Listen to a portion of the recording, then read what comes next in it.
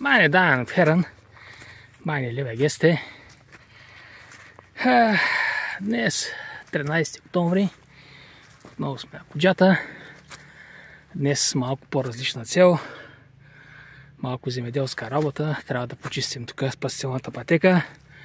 На 19 ще водим тук туристи и трябва да им е комфортно. Хубаво време, разбира се. Очаквах да е повече кално, защото вчера вая много. Ето вижте, тук намираме се точно под ортата. Това е така наречената спасителна пътечка. Направих я, маркирах я с цел хората, които не могат да се качат на орта Кая, да могат спокойно да се спуснат до селото. Отново е маркирана с жълт маркер. Има сложени табели. Някой да не се обърка. Много поздрави на бай Митьо.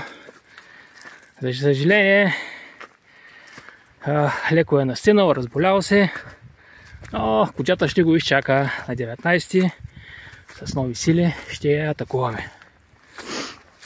Така. Каква красота, хубаво време. Ортичката тук.